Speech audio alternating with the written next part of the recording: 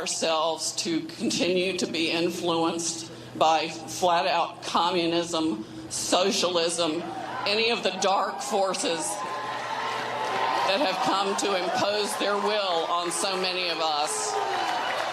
Now is the time for every patriot in this country to stand up, make their voices heard, and be counted.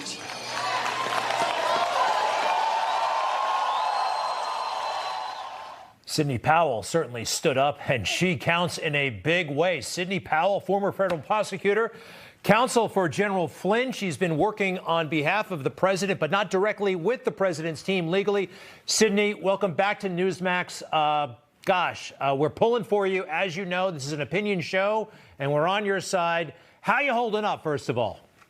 Oh, we're doing fine. Thank you, Greg. The pace is a bit much at times, but we just plow on through it, and we're determined to win because the American people have been defrauded from their lawful votes in this election, and that cannot stand. So, totally agree. Let's talk about what happened today in that Georgia courtroom. A defeat, not the first one. This happens in the process, but you got shut down today, at least in federal court. Can you tell us about what happened? Yes, we were there for a hearing on motions to dismiss filed by every organization that you can imagine, even as interveners, where they had no place to be in our case, but the DNC and Perkins Coie law firm and everyone aligned on the left decided to file briefs in our case, and the court let them do that. And they argued against our complaint that alleges all the election fraud and multiple federal constitutional claims that arise from that invalidated the votes of hundreds of thousands of Georgians who voted for President Trump. Some didn't have their votes counted. Some had their votes eradicated effectively by fraudulent ballots. The court wouldn't pay any attention to any of it. It was obvious the judge had made up his mind before he hit the bench, and he read from prepared notes when he granted the motion to dismiss. So we had oral argument, but I would say it was essentially meaningless, except to the extent the public got to hear another federal judicial proceeding that didn't turn out the way it should have. So, Sidney, can you give us a little bit of a path forward? What happens next? We have had some difficulties in court, as you know.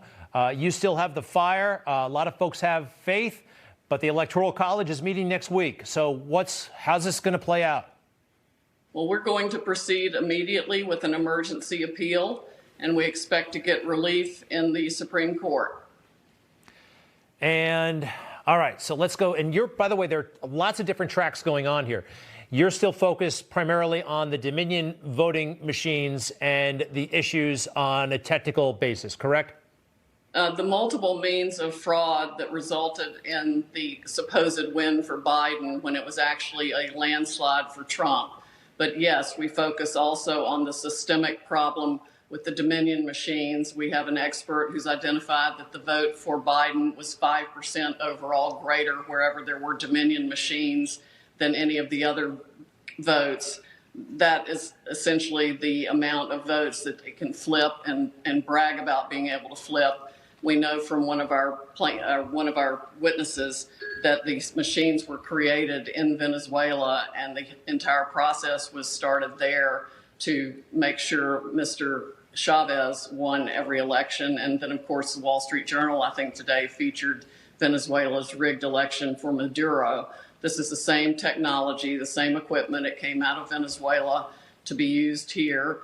I would imagine our three-letter agencies have a role in it. We're essentially fighting the entire globalist elite power structure that wants to control the world for their own financial benefit. And frankly, that includes a lot of American corporations that have international interests and want to do business with China, have made back deals with the Chinese, and untold numbers of politicians who have done the same thing.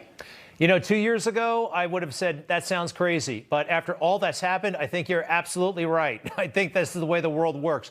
By the way, I do want to ask you about the servers overseas. Dominion reportedly has all kinds of internet connections, and for whatever reason, they were counting the votes in places like Spain and Germany. You've seen the reports. Maybe you know firsthand that some of these servers may or may not have been seized. Overseas equipment of Dominion. taken possession of by forces friendly to the United States. Do you know anything about that? I am hoping it's the Department of Defense that has them. That is certainly who should have them because it's a national security risk.